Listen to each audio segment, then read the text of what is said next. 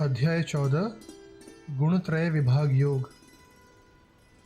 श्री भगवान बोले, ज्ञानों में भी अति उत्तम उस परम ज्ञान को मैं फिर कहूँगा जिसको जानकर सब मुनिजन इस संसार से मुक्त होकर परम सिद्धि को प्राप्त हो गए हैं।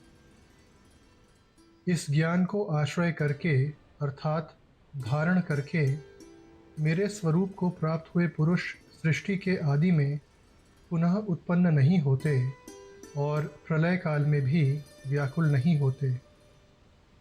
हे अर्जुन, मेरी महत ब्रह्मरूप मूल प्रकृति संपूर्ण भूतों की योनि है अर्थात गर्भाधान का स्थान है और मैं उस योनि में चेतन समुदाय रूप गर्भ को स्थापन करता हूँ। उस जड़ चेतन के संयोग से सब भूतों की उत्पत्ति होती है। हे अर्जुन, नाना प्रकार की सब योनियों में जितनी मूर्तियाँ अर्थात शरीरधारी प्राणी उत्पन्न होते हैं, प्रकृति तो उन सब की गर्भ धारण करने वाली माता है और मैं बीज को स्थापन करने वाला पिता हूँ। हे अर्जुन, सत्वगुण, रजोगुण और तमोगुण ये प्रकृति से उत्पन्न तीनों गुण अविनाशी जीवात्मा को शरीर में बांधते हैं। हे निष्पाप, उन तीनों गुणों में सत्वगुण तो निर्मल होने के कारण प्रकाश करने वाला और विकार रहित है।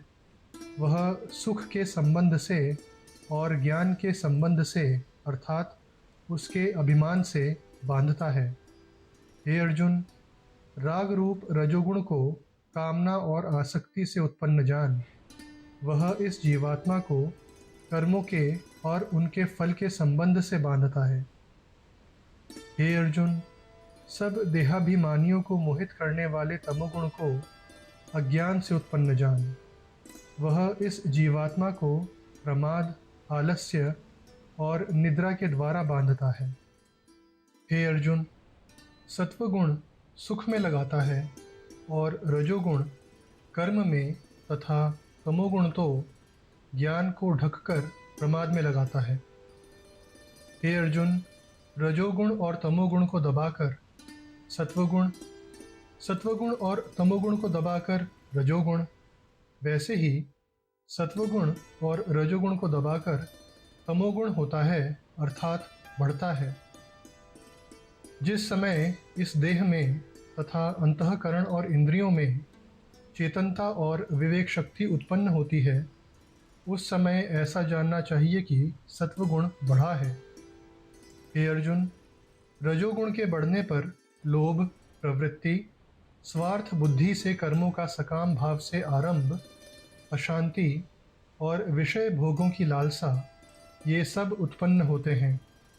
हे अर्जुन, तमोगुण के बढ़ने पर अंतःकरण और इंद्रियों में अप्रकाश, कर्तव्य कर्मों में अप्रवृत्ति और प्रमाद अर्थात व्यर्थ चेष्टा और निद्रादि अंतःकरण की मोहिनी वृत्तियाँ ये सब ही उत्पन्न होते हैं।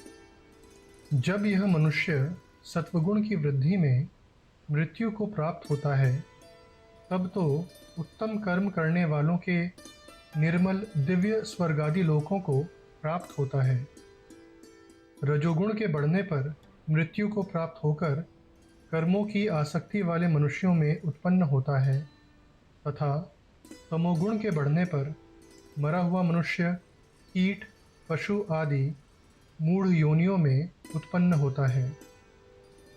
श्रेष्ठ कर्म का तो सात्विक अर्थात सुख, ज्ञान और वैराग्यादि निर्मल फल कहा है। राजस कर्म का फल दुख एवं तामस कर्म का फल अज्ञान कहा है। सत्वगुण से ज्ञान उत्पन्न होता है और रजोगुण से निस्संदेह लोभ तथा तमोगुण से प्रमाद और मोह उत्पन्न होते हैं और अज्ञान भी होता है। सत्वगुण में स्थित पुरुष स्वर्ग आदि उच्च लोकों को जाते हैं। रजोगुण में स्थित राजस पुरुष मध्य में अर्थात मनुष्य लोक में ही रहते हैं और तमोगुण के कार्य रूप निद्रा, प्रमाद और आलस्य आदि में स्थित तामस पुरुष अधोगति को अर्थात कीट, पशु आदि नीच योनियों को तथा नरकों को प्राप्त होते हैं।